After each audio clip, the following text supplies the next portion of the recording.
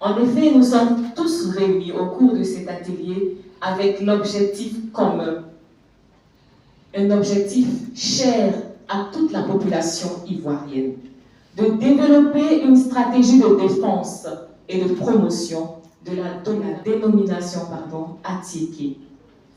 Ces travaux sont prévus sur 2 jours et c'est avec un immense plaisir que nous notons la présence remarquée et remarquable de notre ministre de tutelle, j'ai nommé M. Souleymane Dirasouba, ministre du Commerce.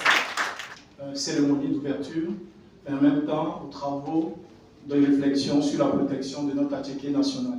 Merci à tout le monde, à tous ceux qui ont sacrifié un peu de leur temps précieux aujourd'hui et certainement demain pour pouvoir participer à cette réflexion.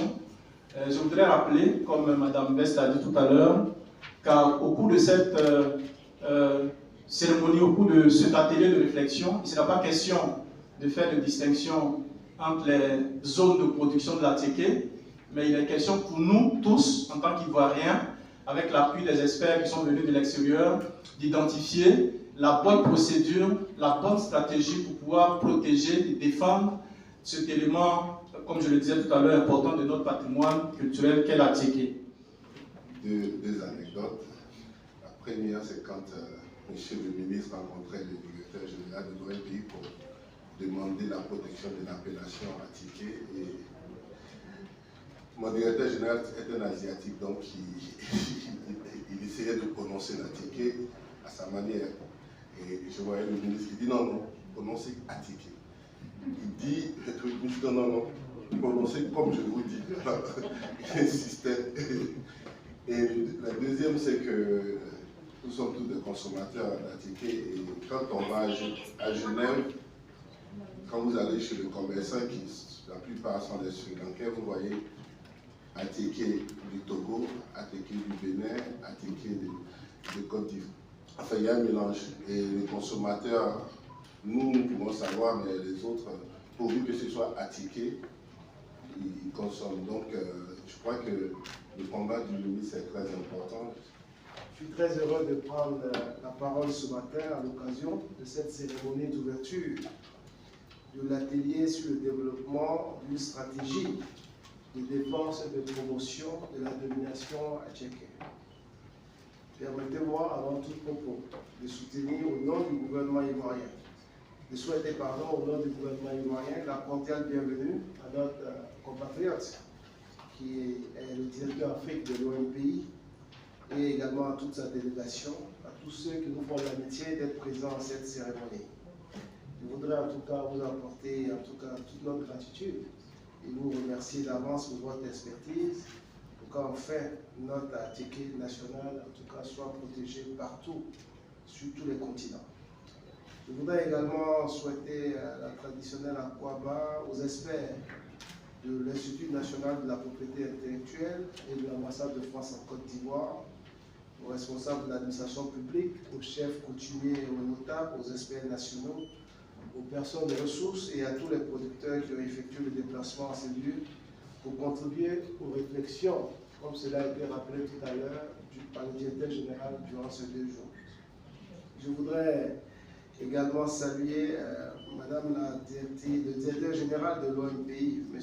Tang, et sa DGA, Mme Wang, qui n'ont pas hésité à répondre favorablement à la requête de la Côte d'Ivoire de bénéficier d'un accompagnement dans sa politique de protection et de promotion de ces produits du terroir. En témoigne la présence en fait de ce marque Série Corée à nos côtés pour cette cérémonie.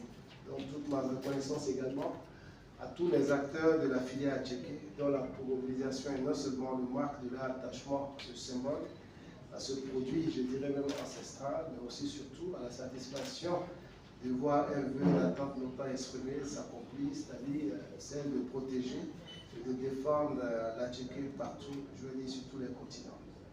Honorables invités, mesdames et messieurs, comme vous le savez, la zone de libre-échange économique continentale est un marché de plus de 1,3 milliard de personnes qui offre en fait une capacité phénoménale de relance de la croissance grâce à la stimulation du commerce intra-africain.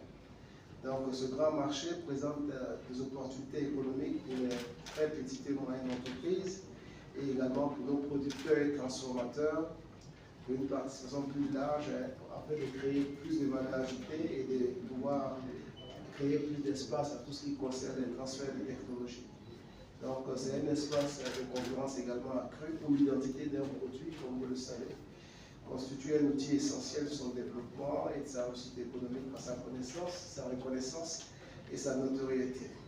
C'est pourquoi le gouvernement ivoirien, sous le leadership du président Alassane Ouattara, pour garantir la crédibilité des désignations et promouvoir la qualité et la valorisation de nos produits agricoles et artisanaux, s'est engagé dans la protection par le système de la propriété intellectuelle à travers les indications géographiques protégées et les marques collectives.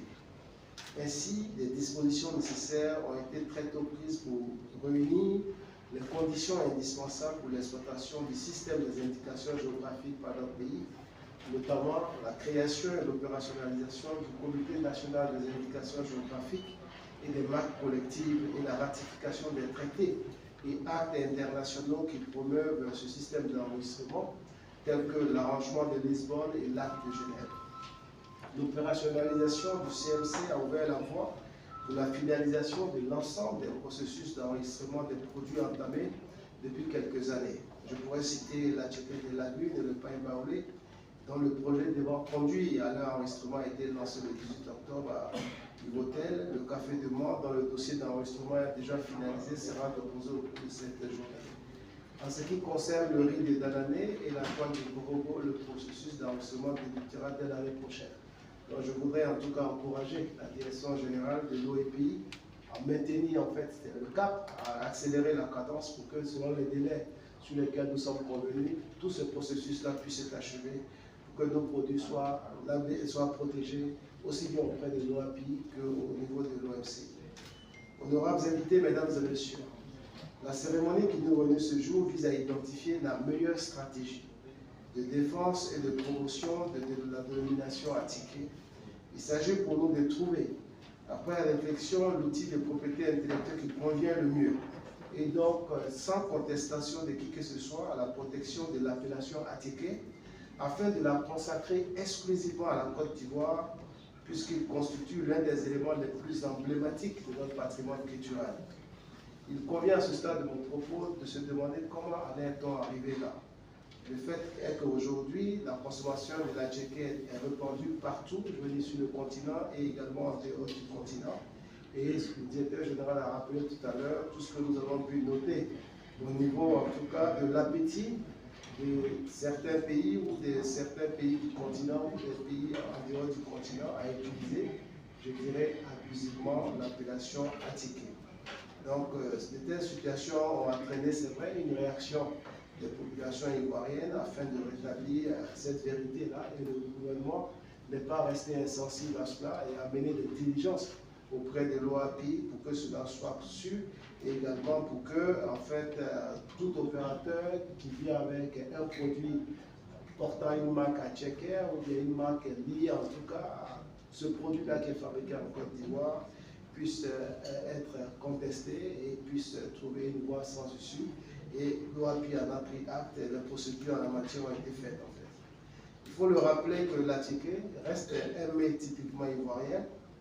C'est une, s'il faut le rappeler, c'est une sémoule fermentée de pâte de manioc granulée et cuite à la vapeur, obtenue à partir d'un savoir-faire ancestral. Il est traditionnellement produit par des peuples lagunaires, Avikam, et brillé à Djoukrou, à Ladjan et à Izi, situé dans le sud de la Côte d'Ivoire, depuis des temps immémoriaux. Sa production fut améliorée au XIXe siècle, après l'introduction d'autres variétés de manioc par les Portugais. Dans ces régions, la Tchéquie est fortement ancrée dans la culture des peuples et est traditionnellement préparée par les femmes qui se réunissent en groupe dans leur village en bordure de lagune. Cette production s'est ensuite étendue à toutes les régions du pays et par conséquent à tous les peuples vivant sur le territoire ivoirien. L'origine Côte d'Ivoire de la Tchéquie ne souffre donc d'aucune contestation. Plusieurs écrits, propos et témoignages concordent pour le montrer et le prouver et le conforter. Les mets à Tchéquie a plusieurs désignations en fonction des différents peuples lagunaires, Aïe chez les Ébouillés, Azou chez les Abikam, Aouboire chez les Adelajan, Aigues chez les Adjoko. Ainsi, le vocable attiqué issu de la langue africaine signifie littéralement mis à part ou mis de côté. De même, dans la langue hébreu, le terme attiqué est issu de la déformation de l'expression adje-eke, qui signifie destiné à la vente ou à vendre. L'appellation attiqué de semer est donc apparue avec la volonté de commercialisation. Vous comprenez donc, mesdames et messieurs, les enjeux de la démarche du gouvernement. En effet, en ayant recours au système de la propriété intellectuelle pour protéger l'appellation attiqué, le gouvernement ivoirien vise in fine à sauvegarder le savoir-faire traditionnel typiquement ivoirien en matière de production de semis. Je voudrais donc inviter tous les participants de cet atelier, notamment les acteurs de la filière, issus des différentes zones de production, qu'il s'agit ici de défendre une cause nationale. Et cela a été rappelé, donc l'objet de cet atelier, ce n'est pas donc de dire l'attiqué vient de telle région ou telle autre région, ce n'est pas l'objet. L'objet de cet atelier, en fait, c'est de pouvoir définir ensemble la stratégie, la bonne stratégie qu'il faut mettre en place pour la Côte d'Ivoire afin de défendre partout la dénomination attiqué sur l'ensemble des continents. Donc, en attendant les conclusions de vos réflexions relatives à la meilleure stratégie de défense, je vous invite à examiner le projet de règlement d'usage produit par l'Office ivoirien de la propriété intellectuelle avec la contribution d'une dizaine de chercheurs ivoiriens en vue d'un enregistrement de l'attiqué par le système des marques collectives. Cet enregistrement permettra de garantir au minimum un premier niveau de protection de l'appellation attiqué pour éviter son exploitation abusive. Les attentes du gouvernement et au-delà de l'ensemble des populations ivoiriennes sont grandes concernant les résultats de vos réflexions.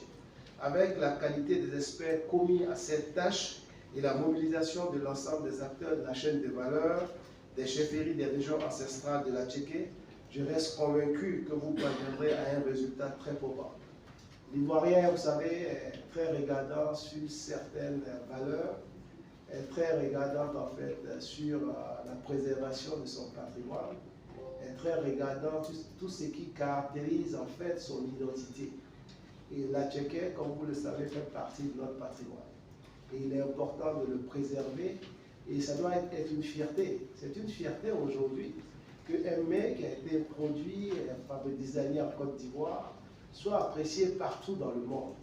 Mais il est bon que partout dans le monde, on puisse savoir que ce mets vient de la Côte d'Ivoire, que ce mets, grâce au processus qu'on est en train de finaliser sur les indications géographiques, est un produit qui vient de la région de la Lune, comme je l'ai rappelé tout à l'heure.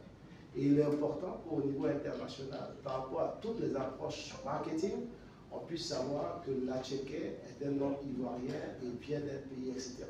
C'est ce que nous voulons faire avec vous, et je sais qu'avec toutes ces personnalités ici présentes de diverses horizons, nous pourrions avoir en tout cas la meilleure stratégie possible pour promouvoir également, ça veut dire défendre la dénomination attiqué, mais je souhaite être à l'offensive surtout pour promouvoir l'attiqué partout dans le monde. Je pense que cela est une fierté nationale parce qu'on a la chance d'avoir notre produit, l'attiqué, qui est consommé, bien qui est prisé partout dans le monde. Mais cela ne doit pas se faire à n'importe quel prix, cela doit se faire en respectant les règles liées à tout ce qu'on appelle aujourd'hui la propriété intellectuelle. Donc, c'est donc sur ces mots d'espoir et en souhaitant plein succès à vos travaux que je déclare ouvert l'atelier sur le développement d'une stratégie de défense et de promotion de la dénomination attiqué. Je vous remercie pour votre Pour faire l'enregistrement officiel du Café de Mans. Le Café de Mans en Niger. Le processus a commencé depuis quelques années, mais par la grâce de Dieu, on a pu finaliser le processus. De l'organisation des producteurs de café de Mans est venue pour faire le dépôt de l'enregistrement de ce produit important là au niveau de l'OIPI. Et donc à compter de ce jour, le café de Mans est considéré comme un produit IGP. Donc on va dire que c'est le premier produit enregistré IGP en Côte d'Ivoire. Je suis docteur Paul Assandé, directeur général de l'Office ivoirien de la propriété intellectuelle. Alors, comme vous venez de le constater, nous sommes là aujourd'hui dans le cadre d'un atelier visant à identifier la stratégie la plus intéressante pour protéger l'appellation Atiké. Parce que comme tous les Ivoiriens le savent, notre Atiké national fait l'objet de convoitises à travers le monde, au point où certains pays tentent de s'approprier la paternité de ce mot, donc de ce mets qui fait partie de notre patrimoine culturel. L'idée ou les objectifs de cet atelier-là, comme je le disais tantôt, avec les experts qui sont venus de l'OMP, de l'OAPI et au niveau national, avec également les producteurs, les acteurs de la filière Atiké, il s'agit au terme de 2 jours de réflexion d'identifier dans le dispositif, dans le système de la propriété intellectuelle, quel est l'outil le plus adapté pour nous permettre de protéger et de défendre l'appellation Atiké. Beaucoup d'initiatives avant cet atelier-là ont eu lieu et donc l'Atiké a été protégé déjà toujours dans le système de la propriété intellectuelle à différents niveaux. Mais comme vous le savez, un dispositif de sécurité a toujours besoin d'être renforcé. Au regard donc de la bataille, au regard donc de ce qui se passe sur les marchés internationaux pour notre Atiké, nous avons jugé utile de convier les experts, les sachants, pour qu'on trouve la meilleure façon donc, de protéger le mot Atiké pour éviter donc qu'il soit utilisé abusivement par d'autres pays.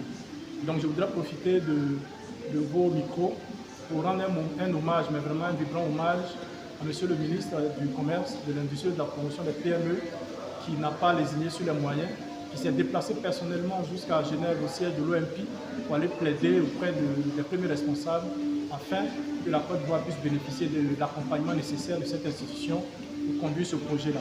Donc je voudrais vraiment lui dire merci pour son engagement, pour cet engagement qui nous conduit aujourd'hui donc à ces 2 jours de réflexion. Je dis également merci à M.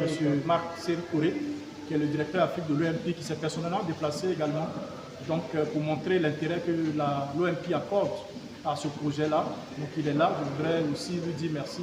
Et puis dire merci à tous les experts internationaux, tous les experts nationaux, tous les acteurs qui ont répondu présents à notre invitation et qui sont aujourd'hui avec nous. J'espère qu'après 2 jours de réflexion, nous sortirons de cet endroit-là avec une stratégie très claire pour renforcer la protection de l'Atiké national, de notre produit emblématique de notre patrimoine culturel. Oui, vous venez d'assigner en marge donc, de l'atelier sur la stratégie de l'Atiké à la signature, pas à la signature, au dépôt donc, de l'enregistrement du café de Mans en une indication géographique protégée. L'indication géographique protégée, c'est un système de la propriété intellectuelle qui permet de labelliser, si je peux le dire ainsi, les produits du terroir, les produits agricoles et les produits artisanaux.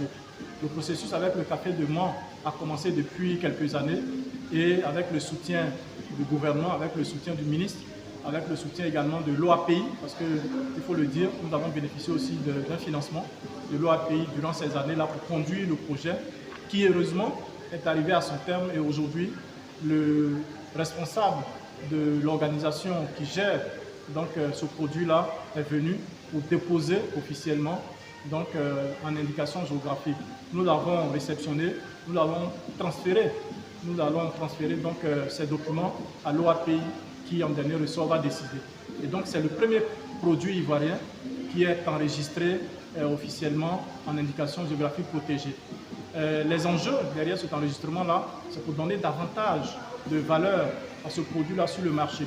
Parce que de l'avis des experts, des scientifiques, le café des montagnes, c'est un café qui a une qualité particulière, une qualité supérieure, donc une saveur particulière donc qui renforce cette qualité-là.